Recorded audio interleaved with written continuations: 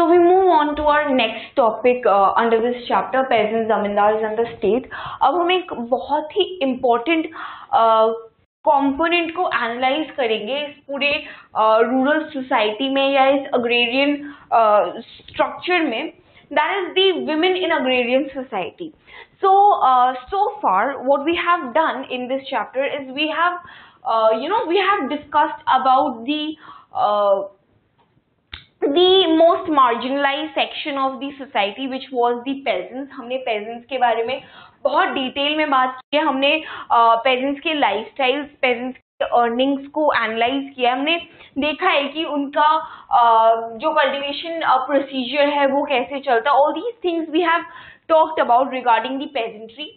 And then we looked at, we also looked at another section of the society, which were the artisans. So the peasants were the producers of goods, and these artisans that we now talk about are the producer of services.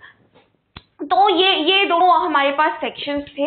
Besides these, we have also talked about the system of local governance in the rural areas. We have talked about the panchayat and the headman of the village, and we have addressed the issue of caste in this rural village. Out of all these things, now the one important component that we have not talked about regarding the village community is the role played by women. तो that is what we are going to do now. हम देखेंगे कि औरत जो थे वो कितना अगर हम काम की भी बात करें, अगर हम प्रोडक्शन की भी बात करें, तो वो कितना ज़्यादा इन्वॉल्व होती थी प्रोडक्शन प्रोसेस में. उनका रोल क्या था, उनकी इम्पोर्टेंस क्या थी, उनकी रिस्पेक्टेबिलिटी कितनी थी सोसाइटी में. So all these things we are going to talk about when we complete this segment of women in agrarian society. So we start going through it. The production process involves men and women working together. So when it comes to production, whether or not it was cultivation or otherwise, तो जो producer of goods थे, जो हमारे cultivators थे, वो भी वहाँ पे भी women का बहुत ज़्यादा रोल था, क्योंकि एग्रीकल्चर में भी women काफ़ी ज़्यादा हेल्प करती थी. और जो artisans थे उनके काम में भी women काफ़ी ज़्यादा हेल्प करती थी, because those were like वो artisans जो थे वो चीज़ों को घर पे बना के, and they used to make things for the export market or for the entire village community or even for individuals. but ये सारे काम जो है वो घर पे बैठ के assemble करते थे, और इस चीज़ में भी women काफ़ी ज़्यादा हेल्प आउट करती थी. तो किसी भी चीज़ के प्रोडक्शन में, किसी भी चीज़ के प्रोडक्शन प्रोसेस में women का यहाँ बहुत बहुत बड़ा रोल था, because we will see why later. Anyway, but to start with, the production process involved men and women working together. So these men and women, they worked together. They produced their commodities or their services together. So they had kind of दोनों का contribution था. So it wasn't like women were neglected or women were asked to stay away from the economic circles. So even though that's primarily how it was, the underlying structure was just that, but then women did have a certain kind of, women did make a certain kind of contribution to the production process, and that is why they did enjoy certain respectability in the society. So how they worked together in agriculture was this: men tilled and plowed while women sowed, weeded, thrashed and winnowed the harvest. So a part of the cultivation process was handled by women, while the other part was done by women. A part was done by men. तो मर्द जो थे वो थोड़ा सा काम करते थे, बाकी का काम औरत करती थी. ऐसे करके उनका कल्टीवेशन प्रोसेस चलता था, because one man can not do everything by itself. तो ये वर्क लोड जो है ये फैमिली में वो लोग डिवाइड कर लेते थे. तो कल्टीवेशन में पूरी हाउस होल्ड जो है इन्वॉल्व होती थी. तो the men used to do certain parts of the entire cultivation process. They used to handle certain parts of the entire cultivation process. और औरतें जो होती थी वो कुछ चीजें संभालती थी. तो दोनों का contribution होता था इस पूरे cultivation की चीज में. So This is how they divided the workload in cultivation. Though biases related to women's biological functions did continue, so the fact that women were considered biologically weaker, this was something that, because it's a rural society and it's like these people are not of very modern ideologies or of very modern thought processes. So they did have, because that's pretty evident when we talk about the caste issue in villages. So even when it came to women, they did address women as the weaker sections of the society, because because of their biological nature. It just has no explanation, just that they are biologically weak. So there were certain kinds of discriminations that were practiced against women when it came to their biological functions. Like, for example, one example that we can pick out is that when women were in their periods of menstruation, menstruating women were not allowed to touch the farmer's plow or the wheel during those periods of time, because it was said that she would probably pollute it or something. So ऐसे discriminations practice किए जाते थे women के साथ, but फिर भी in a broader view, the one thing that we need to focus on is औरतें जो थी वो काम में बहुत ज़्यादा involved होती थी, औरतें जो थी वो काफी ज़्यादा contribute करती थी production process में. So, though biases related to women's biological functions did continue, artisanal tasks such as spinning yarn, sifting and kneading clay for pottery and embroidery, etc. were dependent on female labor.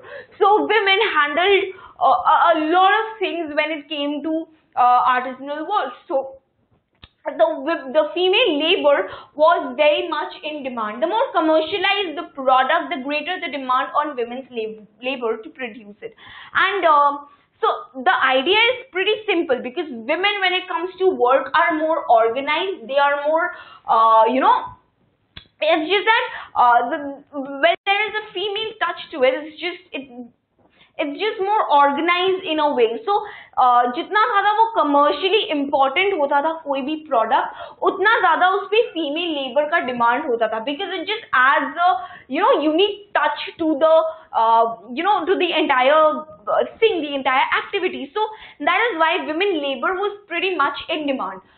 तो और चाहे वो मतलब हम चाहे agriculture की बात करें, चाहे आर्टिजन्स की बात करें, तो दोनों चीजों में, दोनों सेक्टर्स में जो है विमेन का this female labor was pretty much in demand, and women were pretty engaged in work. In that's what we see in the agrarian society of the medieval period. So, peasant and artisan women not only worked in the fields, but also went to the houses of their employers or markets if necessary. So that was how much involved in work women in these societies were. Women were considered an important resource in agrarian society also, because they were child bearers in a society that was dependent on labor. So ये एक बहुत ही social perspective है इस चीज को देखने का. So women जो थे वो child bearers थे, right? और society ऐसी थी जहाँ पे labor का बहुत ज़्यादा demand था, क्योंकि यहाँ पे हमारा सबसे primary source of earning जो है वो agriculture से आता है. और agriculture manual labor, क्योंकि उस टाइम पे एग्रीकल्चर जो था वो बहुत ज़्यादा प्रिमिटिव फॉर्म्स में हुआ करता था. हमारे पास मॉडर्न टेक्नोलॉजी के नाम पे कुछ भी नहीं था, तो हमारे पास बस थोड़े बहुत जगहों में इरिगेशन थोड़ी बहुत डेवलप्ड हुआ करती थी, बट हमारे पास कोई मॉडर्न इक्विपमेंट्स नहीं होते थे.